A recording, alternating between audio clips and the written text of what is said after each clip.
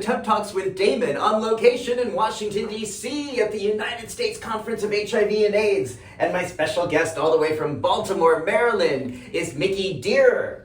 Yes. How are you today? I'm doing well. How are you? I'm Always good. nice to see you. It is so nice to see you. Thank you. You know, there's so much going on at a conference like this. There's like 12,000 sessions to go to. Right. So I'm so honored you're taking time to take a bath with me in the middle of all this. Absolutely. But I think your research and your ideas and your approaches to sexual health are so important, and that's why I want to talk about them here. And before we get to that, I want to ask you, what do you like most about your body? The most I like my body, part of my body, or just what do I like? Yeah, like what you like about it. It could be a body part, it could be a shape, an area. Yeah. The most I like about my body is my legs, actually. Yeah? I'm a runner. Nice. I'm a runner, so I like to train, run. I just, a week ago, I ran the Annapolis 10 miler, and I'm running another half marathon in about a couple of weeks. So I love my legs. I like how they look. I like how I train. That's great. That's great. I love to hear that because I love to hear what people like about their bodies and what they feel good about. Yeah. I think feeling good about our bodies is a major part of making smarter health decisions and sexual health decisions. Absolutely. Right? Correct. And so what I'd like to hear also more about is the work you're doing. You recently received a scholarship with the Association of Nurses in AIDS Care. Yeah. And this is for diversity, equity, inclusion. Yeah. What does that mean? So this fellowship was given to me part of their program where they're trying to bring in people from diverse backgrounds, disadvantaged backgrounds to showcase the research and the work some of those students are doing, either in a program or maybe outside of their academic program, or somebody's trying to get into a program, whichever may be. So this whole DEI fellowship program is built around mentorship. So mentorship during an academic program. So for example, for my PhD, my mentor, Mitchell Wharton, kind of helped me throughout the last year develop, good research practices, how to develop a good research question, building up my resume. Like, so things could be simple as that, but also we delved into writing papers together. So things like that. So it's quite meaningful. That is very cool. Mitchell Warren, who is, whether people know it or not, has so much affected every interview I've done, and everything I've learned about PrEP or speak about PrEP was influenced by Mitchell Warren's research and these questions. Right, and he's the incoming president of ANAC this year. Oh! Yeah. So I hope that means he's going to get in the tub with me. So that's good to know. Okay, that's great. Now, you're originally from... So I was born in India, to be specific, Punjab, which is one of the many states in India. Wow. And what brought you or your family to the U.S.? Just a typical story where, you want something better for your family. I was very little at the time when my parents immigrated, over 30 years ago. And they wanted, my dad was a dentist in India, so he wanted to come to the U.S. to that American dream we all talk about, right? To to give to the family where kids can go to better schools and have better education. Obviously now things have changed a lot when we look at India. Things have progressed a lot further. And things have changed a lot in the U.S. Right, exactly. Yeah. In maybe some things that maybe has changed in a positive way, right? In the U.S. also, we're seeing a lot of other things in terms of LGBTQ policies and laws that have been changed, And India, on the other hand, which was where U.S. is now many years ago now, their things are getting more progressive. Marriage laws are in the court now. Being gay was legalized, which was subject to imprisonment many years ago. That was legalized just a few years ago. And now marriage laws are in the court. So, it's interesting to see how some, countries who are developing countries and people, everybody, like people, countries look at up to the U.S. as a big power, right? To make things happen, to make laws happen. Now things are sort of opposite. But going back to that's what brought my family here, just to give back. He wanted his kids to grow up in a certain education system. And one of his goals was to, even though we grew up here, we get whatever education to give back to our country in whatever way. Wow. How old were you when you came here? I was about 6-7 years old. Do you remember much about that experience? Not. Oh, I was very excited coming here. I was You wanted to? Yeah, I never sat on a plane, so that was my first plane ride. So I was very nervous. I cried even on the plane because I was so scared that where this plane is gonna end up. Wow. But growing up over time, yes, I've had experiences, being the only brown person in my classroom, right? Where did you grow up? I grew up in US? Connecticut. Okay. So very much that experience, and also sometimes being the only gay person. What's that like? Right, in a group of people, and gay person who was not out for many years, right? Culturally speaking. So often the only person of color and the only gay person in the place or the school you were in. Yeah. What was that like for you? It was different. It was different to see from a perspective of how people suppress their feelings. That actually made me suppress a lot of myself over years to make others happy around me, or to have acceptance from others. If I wouldn't share my culture, people wouldn't talk, shitty about it, because people have assumptions about other countries, right? Like, especially we're in the U.S., I think people are more privileged in a way. A lot of times, and I've seen that, heard that growing up. So just to gain acceptance, I would suppress my feelings. That in terms of I'm not gay, that's why I wasn't out. I didn't feel comfortable even coming out to, people who were not part of my family, because that's the easiest thing to do, right? Culturally speaking, like coming out to family, that's the toughest part.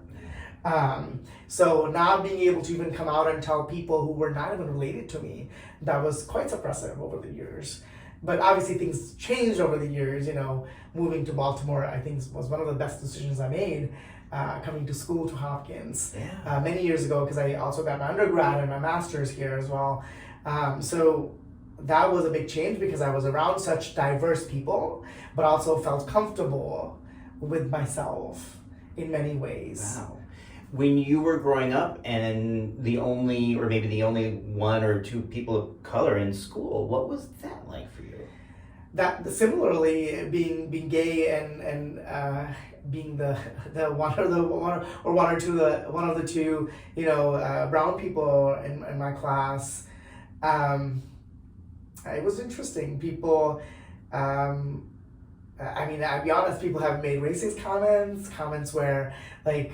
About the color of the skin, about the food, things like that growing up. So it was daunting at times when I would come home and tell my parents, that, I want my skin to be fair because I don't like being dark. And you still see that culturally a lot, especially speaking from the Indian perspective.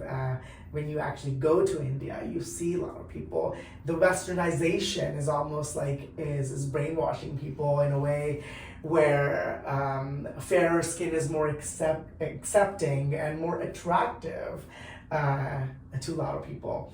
So that was sort of my experience growing up here. Why do you think that whiteness is being culturally idealized? I think it's the whole westernization. I think just looking at, people look up, obviously, a good example is many years ago, when I was in the US, I was little, growing up in high school, and I would go back to India, I think being in colder temperatures maybe does something to your skin, whatever. When you go back, people notice it that you're not from India. Or something was like, oh, you look more fairer. I think your skin is so much better than before. And people are like making those comments. To me, you know, back then I didn't really think. I was so proud of it. I was like, I look so fair, you know. But now, as I've grown up and I've seen so much of discrimination, racism, you know, disparities in our system, I actually look back and was like, wow, I was so suppressed by the system that I wanted to be that certain person who was so accepted and was so attractive or seen attractive by other people. So I think it's the westernization of it when people in India, they look up or they look at people from like UK, America, other like they know that they're, you know, they're white people that are in existence, and when they come, they it's almost the concept, it's assumption and the conceptualization of that. Oh, you're white. You're almost like God. You are so beautiful. We shouldn't even touch you. That will make your skin dirty and things like that. So I think it's that this whole notion comes from the Western worlds, how people view, and why people view. Being fairer as more accepting and more attractive. And it's still going that way, even in the age of social media and the ability to use the internet to see a diversity of images and beauty out there. That's still becoming more and more the trend. It is. I mean, if you look at Bollywood, right? The actors and actresses, if you look them in person, their skin is much darker. Wow. When you see them on screen, you're like, wow, they're the most beautiful, like, you know, they look beautiful, their eyes are so beautiful. They portray those even actors and actresses differently. Are they using makeup or lighting to make their skin look Both. whiter? Both. Makeup and lighting. Wow. So as a child growing up in Connecticut, with all this going on, what, if anything, helped, or what was supportive of you? What helped you get through that? I wouldn't say anything really helped me get through that. When we think about the large picture, right? Like I was able to get out of my home and go to college back there in Connecticut, where I got my first undergraduate degree at University of Connecticut. So living on campus, I think that was maybe one of the initial changes I saw in my life, where I was able to connect to like an LGBTQ group on campus because they had a little groups, you know, in colleges, students form. So that was my first exposure. Was there racial diversity on campus? There was, yes, but not as much as I see in Baltimore. Maybe now things have changed over the years, but back then, yes, there was diversity. But I don't remember having, even now looking back, I don't remember having any brown or black friend in college, on campus, who I hung out with on the regular basis. I definitely tried to connect with people through different groups, but also I lived on campus only for 2 years and then started commuting again.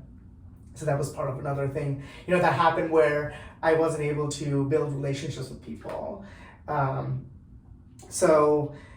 It was a different experience, but you know, that's where the initial change I saw, like when I was able to connect with people and sort of hang out and explore my identity a little more, you know, and we also talk about all these like apps that exist, like Grindr, Scruff, and all those things, you know. And back then I was not on any apps till I connected with LGBTQ, persons on campus, and sort of that's how I learned about like some of these like apps. And one of the first one I remember, I made an account on Adam for Adam, just to meet people. And now nobody even talks about it. But you know, it was interesting to see how things have evolved over the years. You know. Wow. Yeah. How old are you now? I'm 33. Okay. Wow. So a great deal of your life has spent being in spaces where you're kind of the only one, the only gay person, and or the only person of color. It may be a weird question, but what do you think that has done for you? What do you think, if any, there's been any perhaps advantages and disadvantages to being the only one in so many of these contexts? Well, advantages is that I guess it makes you more resilient, right? And it makes you look outside the box. Like what do I do? What I want to do next? What's wrong with me that I was suppressing all these feelings for years? Why should I think another question that have come to my mind many years ago, but now obviously I'm in a research space where I try to address those things. But why I was why I was behaving in a certain way, right? Why I was suppressing my feelings. Oh, yeah. Why I was suppressing my feelings. Why I was to make other people happy or to accept you. Right, and why I wanted to look fairer, or why was that more accepting? It's just the community around you, people around you. I think it's odd, even though people are not maybe directly telling in your face that you are a certain way, you're gay or you're brown. I think it's very indirect how people absorb some feelings from others and sort of try to change themselves for other people. Yeah. So I think those are some of the things that I think about. Wow. So how does that tie into the research that you do?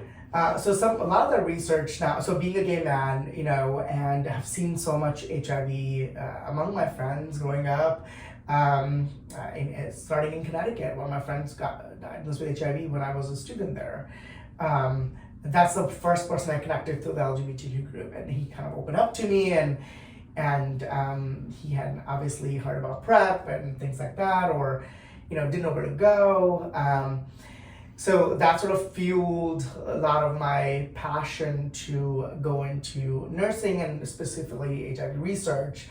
And now in my research, I'm trying to understand how people make these decisions, how people accept certain modalities, not just PrEP, but modalities of, mental health care or modalities even like condom use.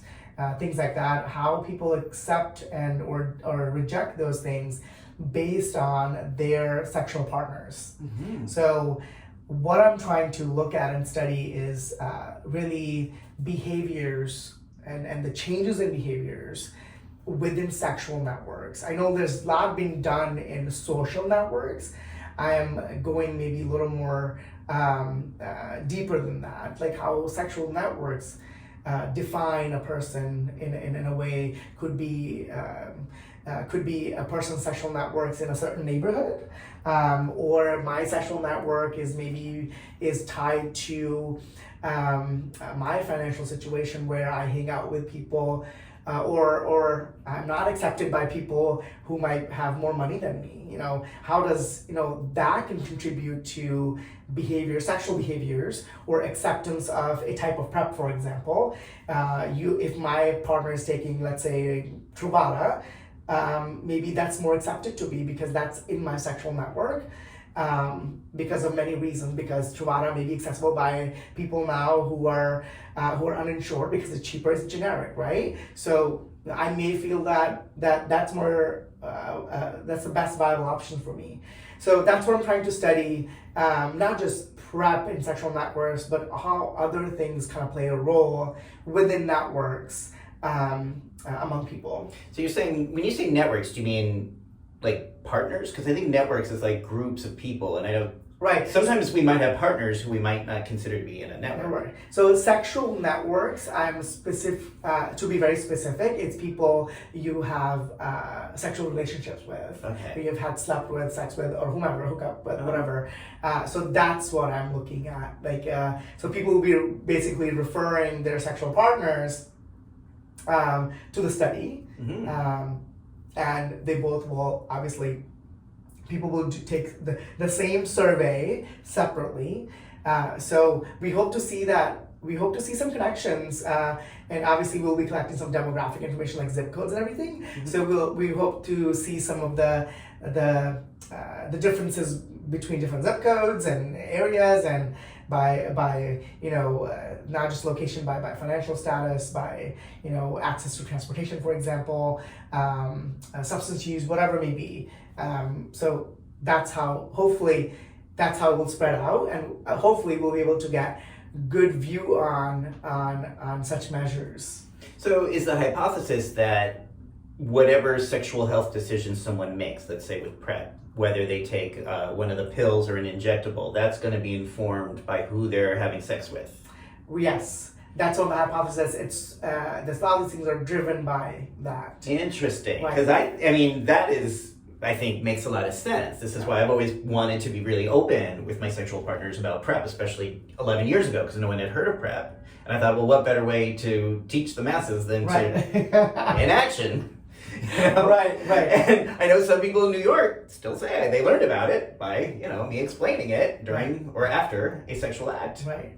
And a lot of this also, I am also an infectious disease nurse practitioner, so I see that in my clinics because I run. We run the largest PrEP clinic in Maryland, in my clinic, and that's why a lot of times when people start PrEP, new persons, they will say, "Oh, I'm always curious for my knowledge also, what's the motivation? Did you learn from TV from some?" Majority of the times, "Oh, my partner told me, and he said you should start PrEP." Ooh. Right. Yeah. I have an aversion to the word "should." That's why I said "ooh." But the message, I guess, is usually like, this is something that's available for you. Right. It's available for me. It's available for you. Right. But that's what you say. They told me you were, I guess they must have had a discussion. Hey, about testing or stuff, or they have other partners. People usually ask each other, just to make sure they're approaching sex in a safe way. At least people ask questions. I think that's a good start. So I think that's how some people may be a little more strongly opinionated, you should start PrEP and go to this clinic. Okay. And I guess when people also talk about each other, where I have questions, so have you looked into, have you talked about what kind of PrEP you would want to be? Oh, well, this guy I spoke to, he was on, Discovery or something, can I just be on that? He loves it. So I think it would be good for me. And he told me a lot of good things about it. It's good on the kidneys and bones and things like that. So that's sort of also I got so curious about how these decisions are made within networks. Now, we may not find, our hypothesis might not be, come true in the end, but I think this research needs, further exploration. Well, and it makes so much sense to me, also having grown up and coming out during the AIDS crisis, that I learned about condoms, and I really was using condoms all the time in the 80s and 90s, and I learned that from my sexual partners. It wasn't from any doctor, it wasn't from a clinic, it was from my sexual partners who literally would show me how a condom works, how to use it, how to squeeze the air out of the tip, and would use condoms with me. So it just became part of my norm because they taught me through fucking how to take care of myself. Right. And so the idea now that people would be learning about PrEP through these pleasurable experiences, to me, makes a lot of sense. What about doxyPEP? What about, and for those who don't know, doxyPEP is doxycycline, the using of doxycycline to prevent STIs. How is that fitting into the research at all? We're not necessarily asking questions about doxyPEP in the research because my proposal was written when this whole thing, CDC kind of put a recommendation out, and I think last year was one of the first research was presented at ID Week or IAS last year, sorry, and then more and more came out at IAS this year, which was quite International AIDS Society conference for those who right. And so I was quite excited, but it's not part of my proposal in the research, but we are asking questions around STI diagnosis, treatment, things like that, to understand people's understanding of STIs and their sort of risk-based questions. Now, what we are sort of including, so with doxyPEP, I know one of the studies looked at meningitis vaccine as well for prevention of gonorrhea. So we are asking questions around vaccinations. A lot of my patients have told me recently that Grindr has now an option where you can put in a couple of your vaccinations, like HPV vaccine, meningitis vaccine, and other things. Now, I give my patients all those vaccines as part of a comprehensive sexual health, package, which everybody should do. They're not just coming in to take prep from you, you're providing them a whole person care. And a lot of, when I was giving them the meningitis vaccine, they have never heard about, for example. Sorry, I'm steering away a little bit from doxyPEP, but I'm going to come back to it. And they would come back like, guess what? I am the only one who was able to put meningitis vaccine on their Grindr profile because none of my partners have heard about it. And I told them. So that's another thing, right? Like sexual partners telling each other about vaccinations to protect themselves from certain exposures and or even STIs like, HPV. So coming back to doxyPEP now, I think it's a great tool, which I think, which I want to explore further in my research. In fact, I was just speaking to a colleague last week that writing a paper on doxyPEP and the syndemics of HIV PrEP to sort of talk about how those two are part of a comprehensive health package and how both should be tackled very carefully as this data evolves over next few years now. And when you say syndemic, for those who don't know, that means that multiple pandemics at the same time, is it? So syndemic in a way that how those two modalities can fit together for prevention, basically. Yes, pandemics have occurred, but also like today, how one should consider doxyPEP or PrEP or separately. Are they separate? Are they syndemic? They are collaborative as a comprehensive health package. I think that's what people need to understand, because just having conversation around doxyPEP, because I've given a couple of talks about doxyPEP now, and what I get from providers is that, oh, I've had patients, who may have had, who fit in that criteria of doxyPEP, I can give. And then I ask the question, so you're telling me, I ask them, are these patients you are identifying, are they on PrEP? And they're like, oh, we never thought about that. So really they're approaching it from a infection perspective, where they're ordering certain labs, people are testing, but they're not thinking about HIV infection because that hasn't happened yet. But they're not also thinking about that STIs are the way to as one of the biggest risk factor to get HIV, especially syphilis, right? It compromises your immune system, and HIV is more easily to infect you. So I had this conversation, like, if you are thinking about doxyPEP for your patients now you think that this is a new thing that's come up and I'm talking to you about it, I want you to think about how can you give doxyPEP and prevent HIV in such patients. Right. And it seems, again, natural to me that if someone is at risk for an STI and they're HIV negative, you'd want to help them with that. Or if they have the capacity to carry a child, that you would want to then ask about birth control or talk about that. Yeah. So speaking of birth control, right? It's mind-boggling to me how many times, even today. So I think that's one of the biggest drawbacks we have in healthcare system, because we silo things. Right? We silo things to certain providers. So I think when we talk about now HIV infection rates are rising in women, particularly Black women, right? Yeah. That's as we see the theme of USCHA, OBGYN practices are not trained, don't feel comfortable to prescribe PrEP. And for, I would say, a lot of women, I would say majority of the women, that's their first point of contact. That's their primary care, because they're coming in as a young girl, don't have health problems, they're coming in for like regular women's health needs. This is where it starts, but it's not starting there. Wow. Do you see this changing?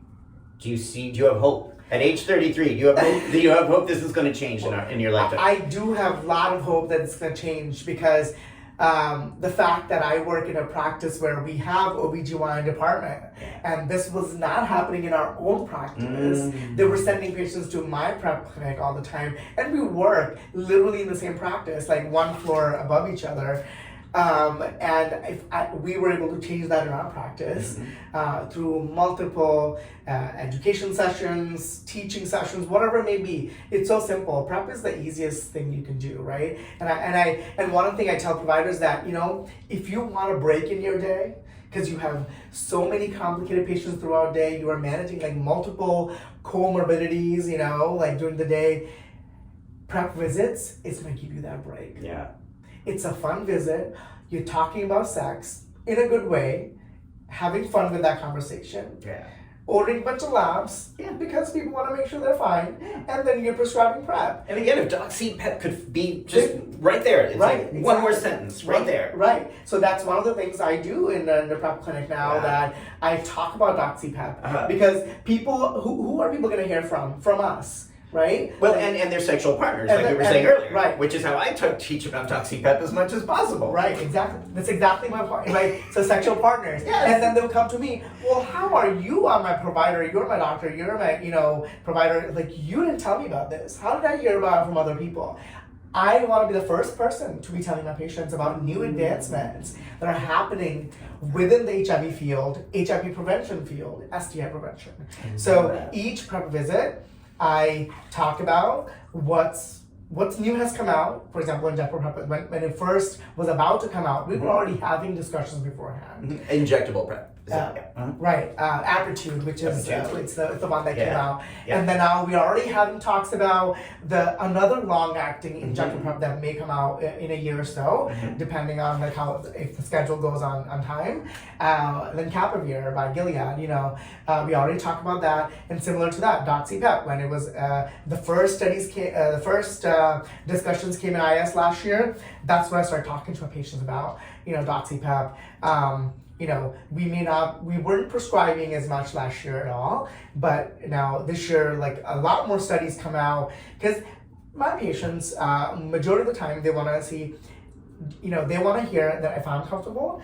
Secondly, they want to hear what research has been done, not just one study. They want to hear how many people have taken this. Yeah. Is it good for me? Is it going to cause me like bad effects? Because every medication has side effects.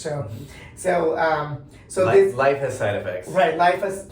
You can walk out, there's side effects. Not just some side effects, but the air you breathe has side effects. Yeah. So this is it's part of my, again, comprehensive sexual health package. Wow. Doxy is in it. Yay. Literally yesterday, I was writing a protocol for my practice so that other people outside of the ID department, like I want every primary care provider to offer this as an option to their patients. Thank you. Right? So, and I even created a one-pager patient pamphlet that the questions they might have about side effects, how often I should be taking, like why are we talking about this, what research is behind this, like one page. So you can give it to the patient, they can explain and give it so they can go home their own research. I want people to do their own research and come back to me next time and talk about it more so we can do it. I don't necessarily push it on the first time. I was like, this is what it is, this is where I stand with it. This is your education document that I created for you.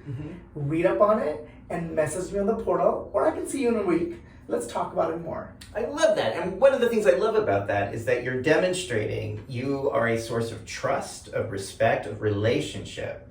Whereas I feel like the traditional medical model is like, I'm the expert, I tell you what you should do and what you shouldn't do, and then, you go your merry way, and either you do it or you don't. But I think what you're describing is more of that ongoing collaborative relationship that needs to trust. Right. And the more people trust their healthcare providers, the better the health outcomes are going to be, especially then when we confront something unknown like a COVID or the next COVID or whatever. It's like to know that you have a trusted healthcare provider you can turn to in times when you need help makes such a difference in this world. Medicine, I would tell you, is all about building trust.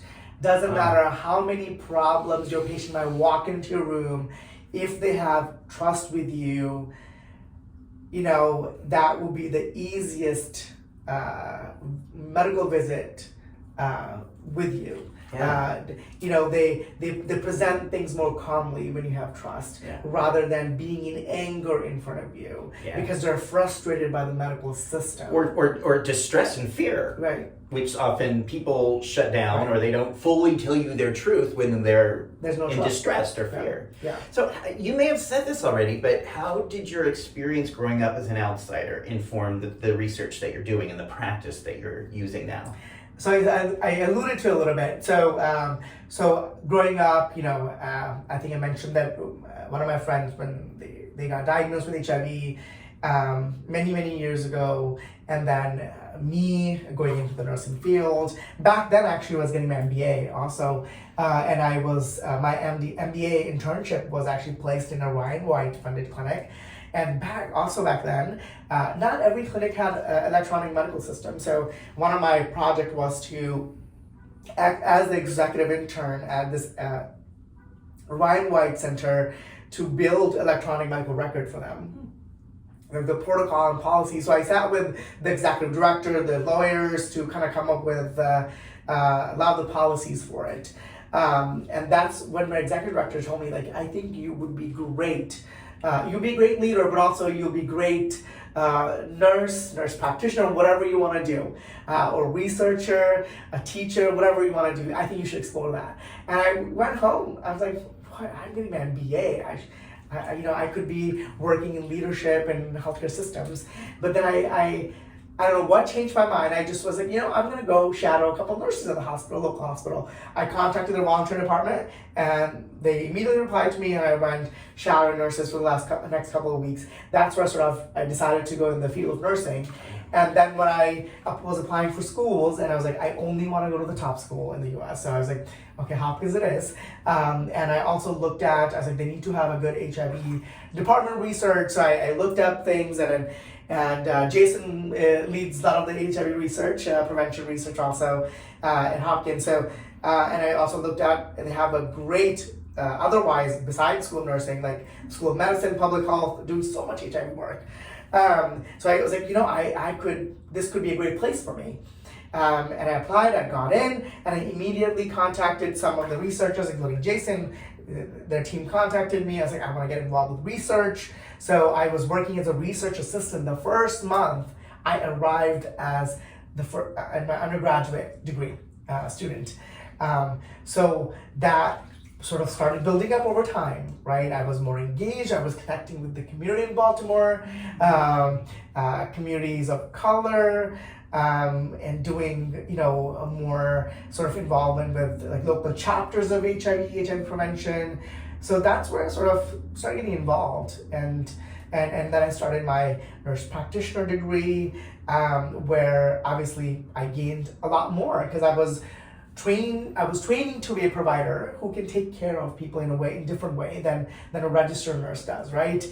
Being able to prescribe, being able to build that trust more in a setting, one-to-one setting with our patients. So all of this, from the beginning, from my friend to getting interested into nursing, and then getting into research as a student, and then getting involved with communities, that all has fueled my research over time. Wow. Being able to, study this. Now, also fueled, being a gay man, I was on PrEP before. And I wish I had partners who told me about PrEP. I found out sort of online on websites. Now my partner who diagnosed with HIV, he did tell me about I wish I would have done PrEP, and we didn't really talk about it. Mm-hmm. But then I guess in a way it did come from a partner, right? Mm-hmm. They told me about it, and then I got more curious and started looking up online. So I knew that I want to look at how people make certain decisions in relationships and things, And you were on PrEP before? Right, yeah. And then I stopped because I monogamous relationships. Okay. So stop PrEP. With a person who's living with HIV? No. Okay. Negative as well. Okay. So now I've dated people in the past who were HIV positive, and who were undetectable.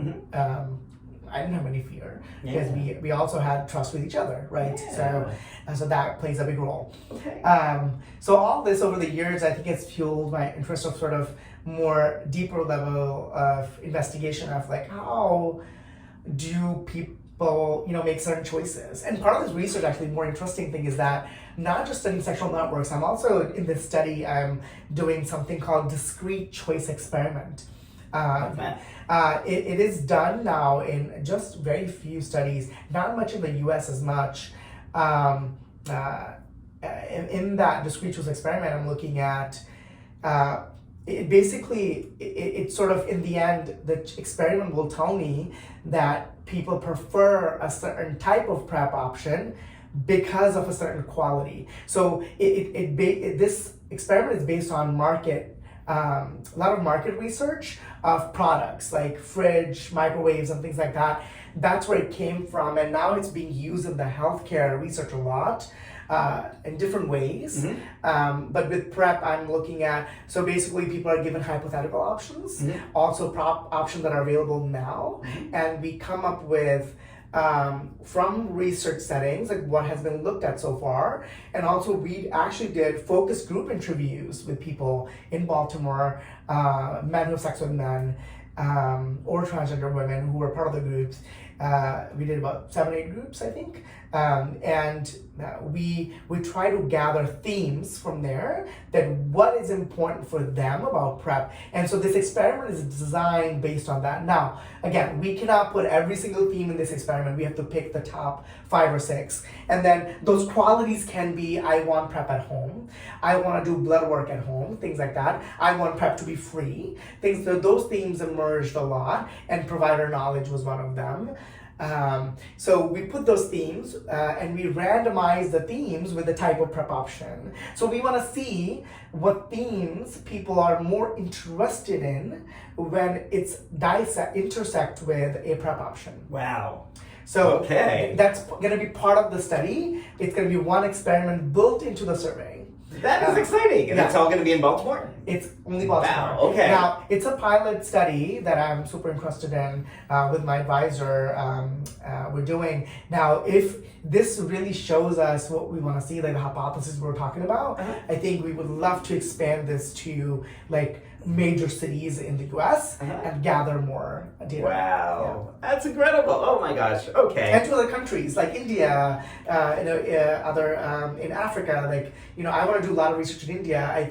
PrEP is not talked about there at all. I mean, there is, I guess, you can see very like subsets of communities in big modern cities like Delhi, the capital, Mumbai, the financial capital of India. Like, that's where you see it. But it's not talked about everywhere else much at all. Doctors 100% don't talk about it. Sexual health, talk about sexual health is a taboo. So I think there's a lot of work needs to be done. I would love to take this work back home.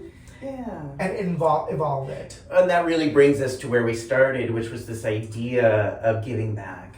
Right. Giving back and having that sense of wanting to be of service for your community and also where you grew up. Right. And I just admire that so much, Mickey. I think that's amazing. That's why I wanted to have this interview and just chase you down, because I love these ideas and I didn't know about all that, but I know that your heart and your spirit and your generosity glow every time I see it. Thank you. That's why I've been chasing him down all day. So passionate about PrEP and HIV. It's just it's every time I am giving a talk or doing something in the community, even community talks with our case managers, with our patients, and I do live talks sometimes with our marketing department, like on PrEP and things, and doxyPEP, where I'm not going to do on doxyPEP, and it's just, it makes me so excited. Yeah. Right? So that kind of is my last question, or pretty much, which is, at 33, and you can say this either about the research or about your life, how do you feel about getting older? What if anything, inspires you or excites you about getting older at this time? Yeah, that's a hard question. What excites me about getting older is how can I improve a lot of the care among although I don't like this word, we say marginalized populations. I really don't like that word. What's a better term? Right. I think the better term would be people who are made vulnerable or made marginalized by our society, by our systems. Not this person is this person is not marginalized. Right. The person was made marginalized, right? Yeah. So I think getting older, I want to see what would make me happy, and what I want to see is how I can help change with collaborative efforts, help change some of the landscape of HIV prevention in India. I think in US we are doing a lot of research, but I think research needs to move and just in communities where there's no access of this research because people are so opposed to it. I think I wanna see people open their minds up a little more. Maybe I will get opposition when I take this research to India in communities where providers will not talk about sexual health. Being gay is looked at, that you're the shittiest person on this earth. I will face opposition. I already know that, but I think that's what will satisfy me a lot more getting older, to see all this come to fruition one day. I may not see 100% of everything in my lifetime, but if I can start somewhere and leave somewhere for somebody to just take it more further. I think that's what we all do, right? We do research, we build programs. You are doing these Tub Talks to spread knowledge more, and I hope that there is somebody who's gonna take this. You're gonna give almost like a relay race. Yeah. You give the flag to somebody else, and they take it on. Yeah. With maybe different perspectives, maybe different ways of doing things. So that also gives me hope, because I started in this field about 30 years ago, and now to see you coming up and taking the reins and really just doing everything you're doing, and also thinking about the future. It's like at some point that you're going to be giving this to somebody else. Right. And I think that's how this is going to go. That at least makes it hopeful and more meaningful for me. Right. So thank you for being you. Thank you for being part of that. Thank Is there you. anything I haven't asked you that you want to share with the Bathtub audience out there? No, I think we touched on a lot of different things. Yeah. I think. How did this feel to do It this? feels amazing. Yeah, it's so fun. I was a bit nervous, but it feels great. But this is so important. Building partnerships, with each other. Doesn't matter what space we are in. I think this is so important as we work in this space. Yeah. And continue to work on this space. Yes, Yeah. thank you. If people want to keep following your work or see what you're up to, what is the best way for people to watch you during the year? I share my work on Twitter a lot. So it's at Dhir Makey. Okay. That'll be right below if you're on YouTube. The link will be right there. Yeah, and that's pretty much it where I share it most. And hopefully, with my research, when more things come out, I will be obviously posting there and also sharing on other platforms as well as more results come out in the coming year with this sexual networks study. So exciting. That's so exciting. All right, everybody. Thank you for watching. If you like this interview, subscribe down below. Tub Talks with Damon. There's about 100 and something interviews with amazing people who give me hope about getting older and hope for the future long after I'm gone. And you are definitely one of those people. Thank you. Thank you. All right, everybody. Thanks for watching. Have a great day.